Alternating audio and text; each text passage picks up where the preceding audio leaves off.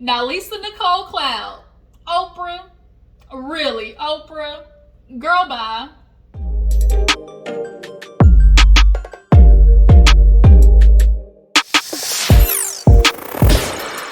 Hey you guys, what's up? Your girl G here. Welcome back to my channel. We have to talk about Married to Medicine. This episode delivered a little bit of yang. Okay, just enough. We saw some, drama at the end between Lisa and Heavenly. When I tell you Heavenly jetted out that room so fast, she was not stepping on that scale. Look, Heavenly said $1.50, so Lisa said, okay, bitch, let me see $1.50 then. When I tell you Heavenly was not here for that Chanel charade, nope, not on duty. So we'll get to that part. We'll talk about it a little bit more in depth.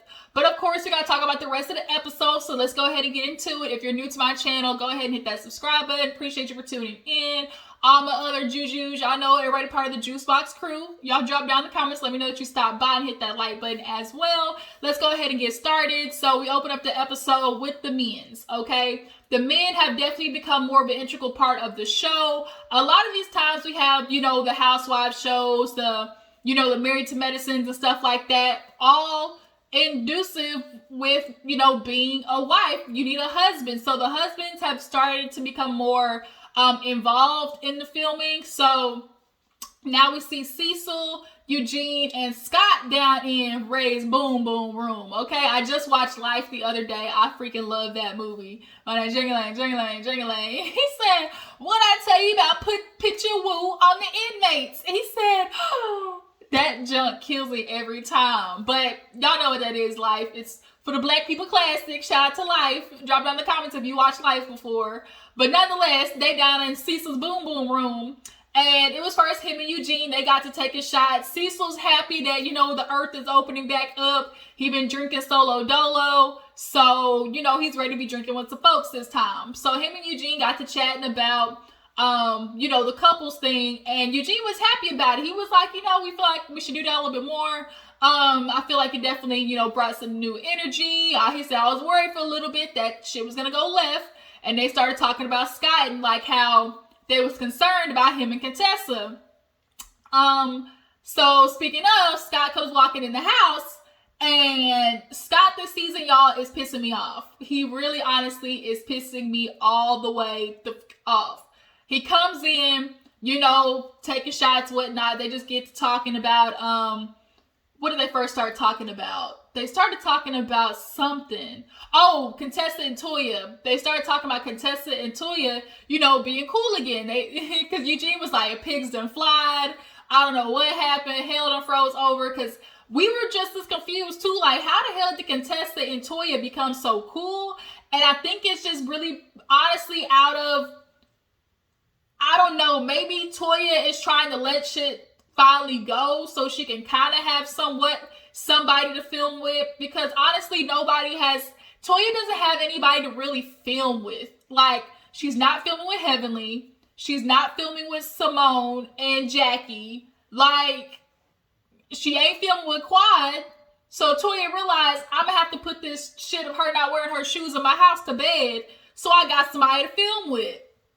I mean, she does film with Simone a little bit, but always with people, not really one-on-one. But nonetheless, they're happy, that the girls got it together. So they end up talking about, Sky has everything going since the couple's night. He's like, yeah, good. Full of shit, y'all, full of shit. They were talking about how, you and Contessa, like, it definitely seems like, y'all definitely got to get things back on track. He's like, yeah, we're just really working on it. He's like, how's the facility going? He's like, yeah, things are really good. We were intoxicated esthetician. I interviewed one the other day, but I don't think Contessa gonna like her. And they're like, what do you mean? Like, she bad? He like, yeah. Why he pull up a picture so quick, fast, in a hurry? I think Scott is purposely dancing with the devil. He does not have the guts to pull the trigger on walking away from the marriage. So he's doing everything possible to push Contessa to pull the trigger first. I am watching, especially from what I see in the preview of the next episode, he doesn't want to work on it. He does not want to continue. He wants a woman that is not as ambitious. He wants a woman that really will be on his time schedule, will not push him. Scott admitted, I don't want to change. I'm a stubborn old dog. And so when you meet men like that, they sit there and blame the woman, but deep down, it's an issue with them. And I think Contessa feels the energy of Scott. His emotional intertwinement with her has definitely depleted, as well as his attention of wanting to give to her has depleted, which is why I think in the beginning of the season, she brought up that cheating shit at the table, because I think her intuition is saying Scott is somewhat out of here. Somebody has his time and attention. And you know what? I don't know if I'm necessarily upset about it, because I don't want his attention right now. But nonetheless, he showed a picture, and I saw a picture though, y'all, if y'all noticed, there was a picture of him with stuff on his face. So clearly she gave him a facial. So there was some time that they were intermingling. And it just was like so weird. Hey, well, oh yeah, she bad. And then Eugene was like, oh, she all right. He like, yeah, you know, she okay. So it's like, why are you doing that? Why are you even trying to put that temptation around you when you know she's an attractive young woman? I think he purposely is doing this to push Contessa. He's like, oh, you know, had Contessa met her first, you know, she probably would have liked her, but the fact that I met her, it's gonna be a no. So then Cecil gets into the fact that, okay, what about couples counseling? This seems like something you don't really want to do, or is it? He's like, man, you know, Cecil's like, it helped me. Y'all remember how bad it got with Cecil and Simone? Like, that shit was bad, y'all. And they did the couples counseling. They worked on it, and they are back on track. Like, they look like Cecil and Simone from season 1, joking, laughing, all that type of stuff. But when it comes to marriage, you got to put your pride aside. And Scott doesn't want to do that. He's like, you know, if Contessa was to be like, look, I set an appointment, meet me there. He's like, would you go? He was like, I mean, yeah, probably. He's like, but, you know, when she says something, I immediately go back to military days, and I don't like it. Like, you know, he's like, he basically does not like Contessa being the one setting stuff, or like basically taking the lead on things. And now you're just sitting there admittedly being stubborn out of ego, off of an ego trip. Your male fragility is something serious.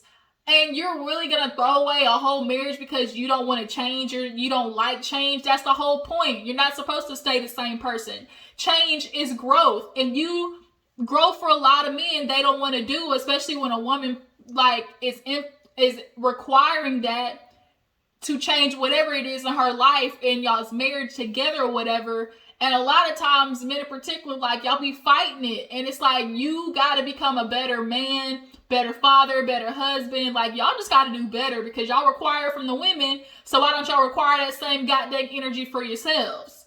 So Scott, for me, definitely, I'm Xing him out this season. I'm definitely watching him, like, sabotage it on purpose. And Cecil said something great, which was like, man, you got to stop that. Like, I realized every time I was fighting for a win, it was so purposeless. Like, you know, I just had to realize, like, put that shit aside, because honestly, happy wife does equal happy life.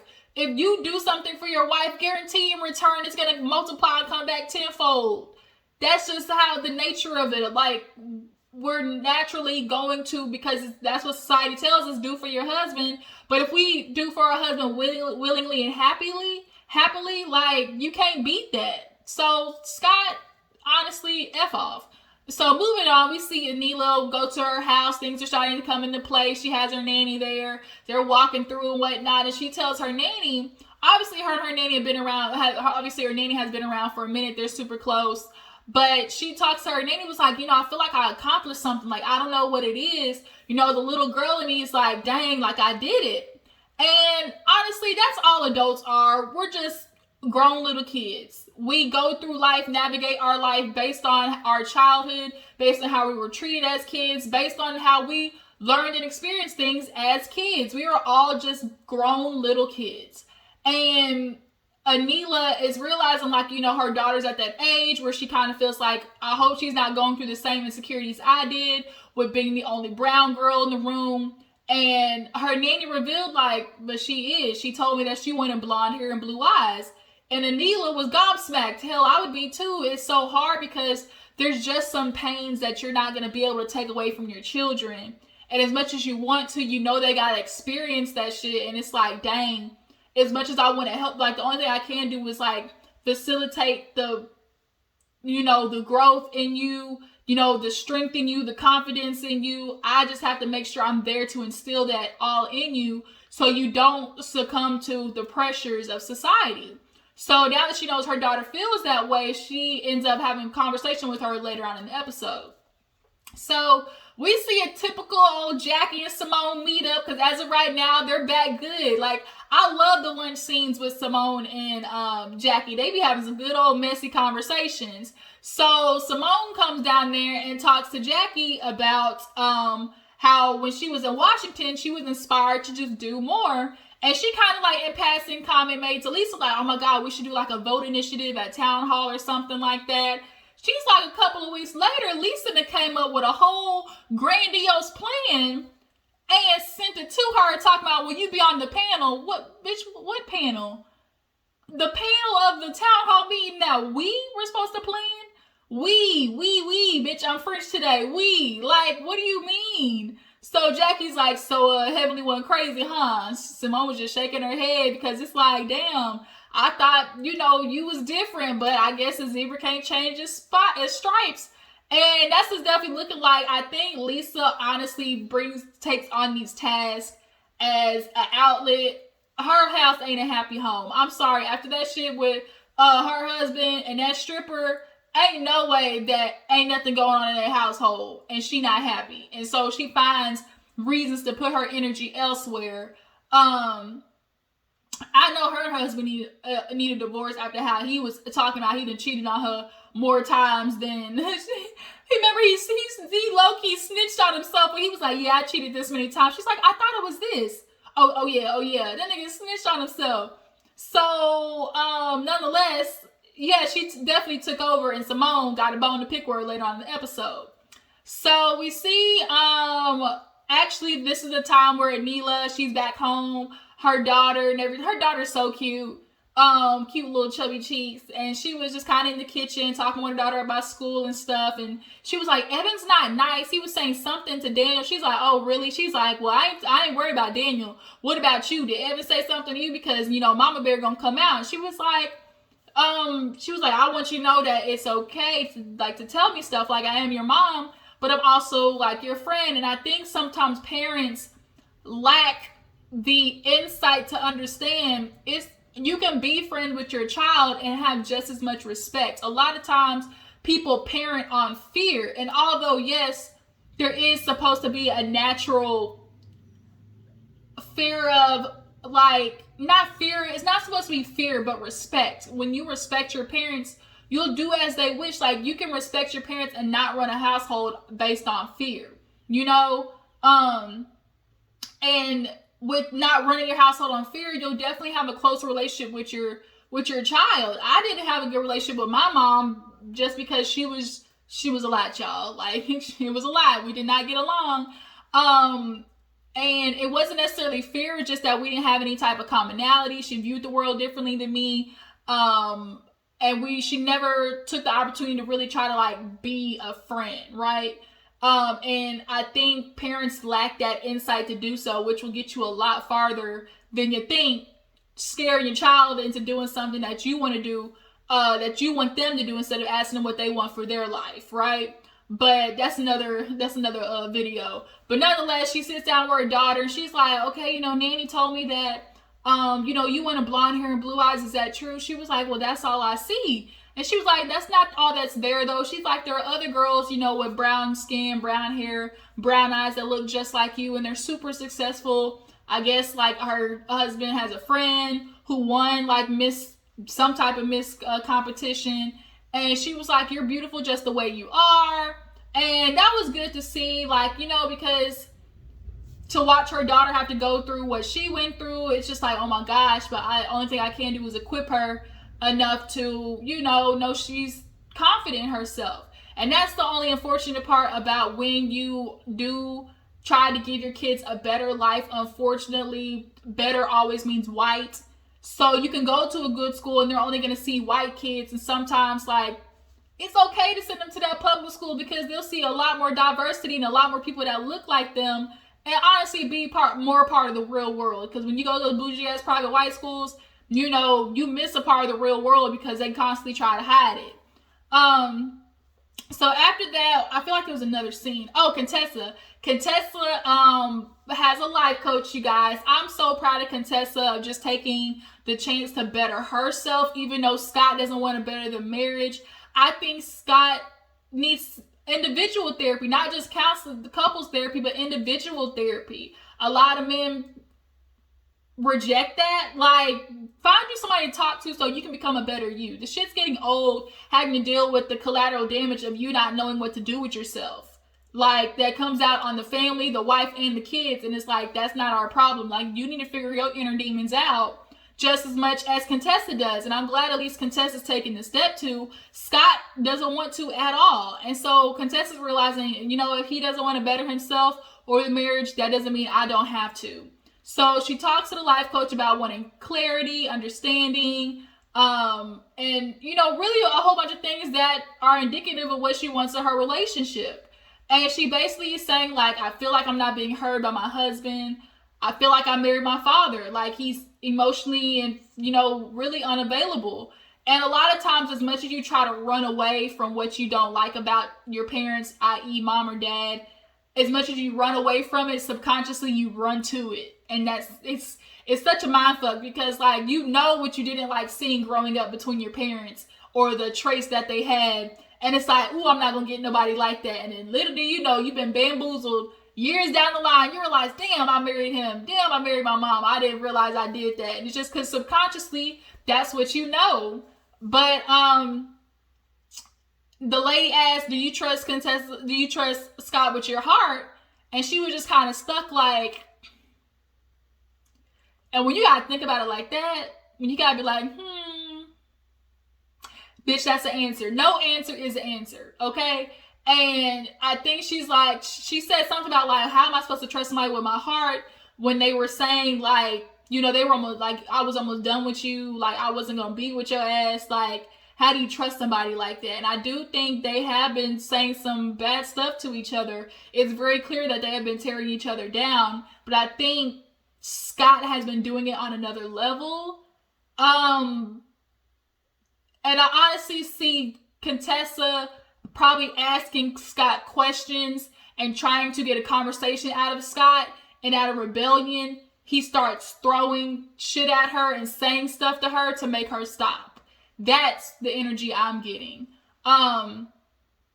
So the fact that she's at least working on it, Contessa, I'll give you kudos to that. So we get towards the end of the episode. I feel like I'm missing something else. Heavenly and her son go to that fat ass house that they bought. It was a nice buy for $435,000. That is a steal, okay?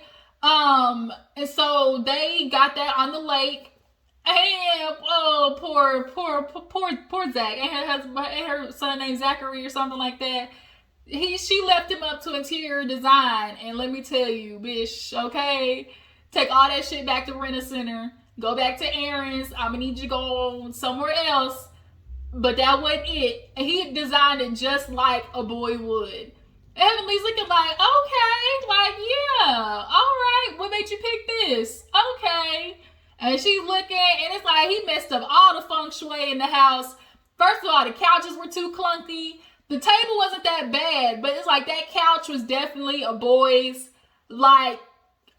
house couch for sure.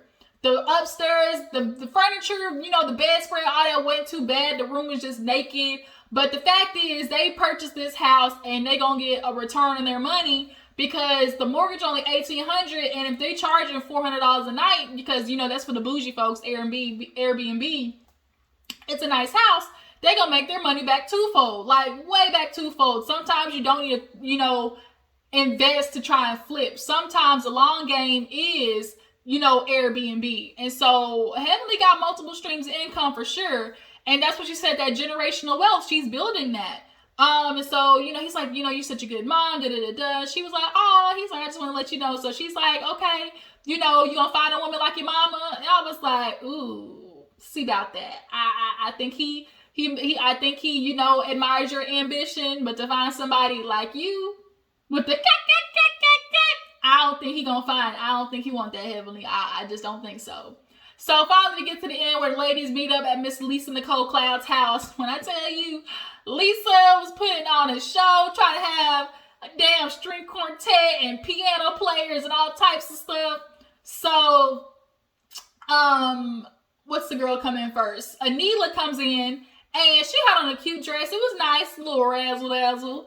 And Lisa, she walking in like, wait a minute, like, okay then, all right, bitch, this is a lot for a town meeting, huh?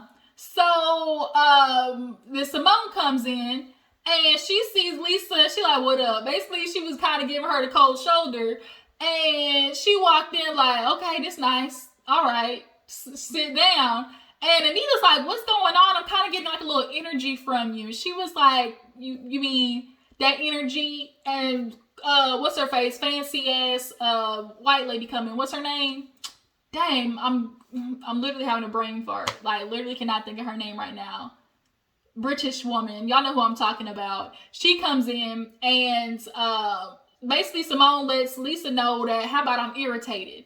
This was supposed to be a group effort. Why are you sending out papers, 2-3 page papers, and at the bottom all there is sincerely Lisa Nicole Cloud? Like, where's everybody else in this? So Simone is like, you kind of really took off with this. She's like, how so? She's like, well, did you talk to the other ladies? Not really, just a little bit of details. Exactly, you didn't tell nobody nothing. So she's like, oh, I can understand that. I see where you're coming from. So everybody comes in. Everybody's like, literally, at least Toya was like, were we supposed to dress up? Like, I didn't get the memo. So everybody goes to the table. There was assigned seating, but the fact that Toya moved Anila's like, bitch, I thought you said we was good, but I guess not. Here you go with the fake shit, basically. I don't like when people do that. Don't tell me you good. I think we good. And then really be, not all right with me. Because then it's like you talking on both sides of your neck. Then if I get some passive aggressive shit, I'm going to get pissed off. Because I do not like passive aggressiveness at all. So they sit down, eating the food, everything good. They get into the initiative. And everybody's like, Contessa was like, so is this like you, Simone? Like, what is going on here? She's like, well, Lisa took off with everything. She's like, no, I didn't. She's like, bitch, yes, you did. Quit playing. Admit it. You sent all the papers out. You chose the people. You weren't telling nobody. Keep it funky. And so she was like, well, fine then. Like, was that what you want to hear from me? Like, I'm sorry I took off with it. Da-da-da-da. And she kind of gave like a little apology or whatever. She's like, you were giving it to me. I take it. So she was like, well, oh no, because at first she was like, I was just trying to do so much, Simone. Charlamagne the God, he's coming. I reached out to Ice Cube, Oprah, exactly. I.e., let me put emphasis on reached out. Everybody started laughing like, Oprah, bitch. Yeah, and I know Beyonce. Yeah, okay, is Stanley gonna come too? So then the white lady, is her name Carrie? Yeah, Carrie. She's like, well, when I worked for Mariah Carey, everybody said, Doc. They started laughing like, what? Mariah Carey? And no ma'am. Everybody's like, did Mariah Carey like hire you? Did she know you were working for her? Like, ma'am, back off.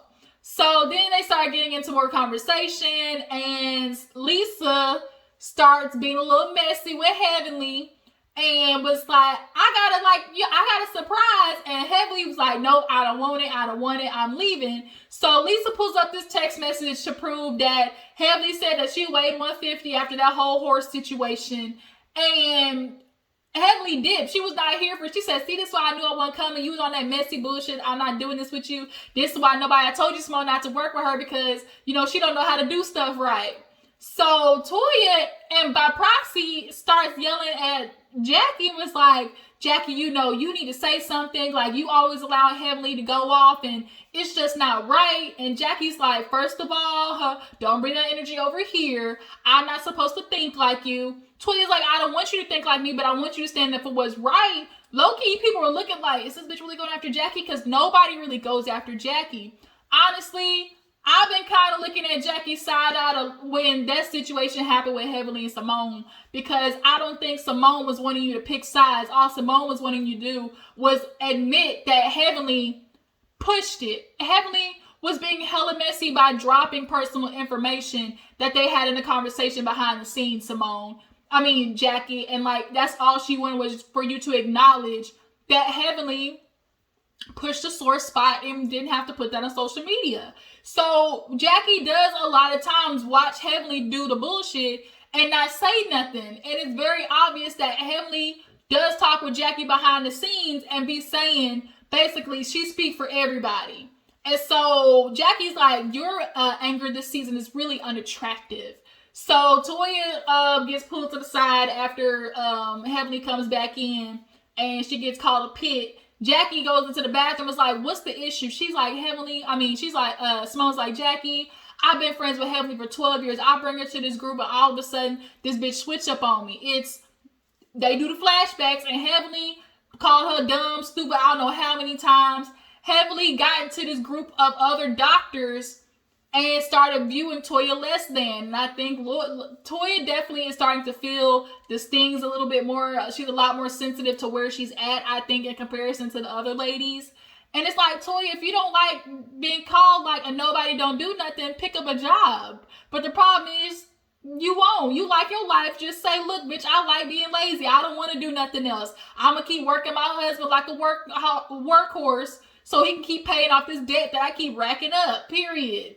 So, Jackie starts to understand a little bit more like, okay, I get it. You've been friends with Heavenly a long time. So for her to come in the group and like kind of flip on you, understandable. But Jackie, you do have this, my name Bennett, I ain't in it attitude, but then really low key be showing like where you stand if people pay attention right. Like if they pay attention, you can really see where Jackie stands. And Toya was right for calling out. When she said that, I said, you ain't said nothing but a word. Jackie, I've been peeping Jackie. Like, she allows Heavenly to go on with the bullshit. So they get back to the table. Basically, Jackie's like, we need to put this to the side. We got this initiative going. And, we need to start acting like we want to do this together. And that's kind of where the episode ends. Tell me how you feel about this episode, you guys. How do you feel about Scott having a picture of that lady in his phone? How do you feel about, him deciding to not want to go to therapy? What's keeping him from going to counseling? Do you guys feel like Contessa is in this fight by herself? Would she be wrong to file for divorce? Would you file for divorce if you were Contessa? How do you guys feel about Anila? Like, do y'all think she's a good addition to the show? And last but not least, do you guys feel like Jackie does not do enough to calm Heavenly down in these situations, or at least not calm Heavenly down, but check her in situations where she is blatantly getting disrespectful with other people? Now, Toya, I also do want to say you're not innocent in this shit either. You've had your fair share of going back at the women. So you can't just put everything on Heavenly, like on all the other ladies, because you go back, at it. So you ain't completely innocent in all of this, but it is obvious to a lot of people who view the show that Heavenly is the mess starter and she enjoys every bit of it, tearing other people down. But y'all just got to keep giving it back to Heavenly. She'll stop when she meet the right bitch, though. When she get hit hard by the right one, she stopped, because she did it with Anila. When she said, oh, you look like a Muppet, she said, which one are you, Miss Piggy? Heavenly stopped real fast, didn't she? Y'all just gotta hit a good nerve with her, and that bitch will stop. But yeah, that's all the show. Appreciate you for tuning in. I'm gonna watch Shots of Sunset and come to you guys talk about that. Make sure you like, subscribe, tag, post, all that good stuff. I will see you in the next video. Deuces.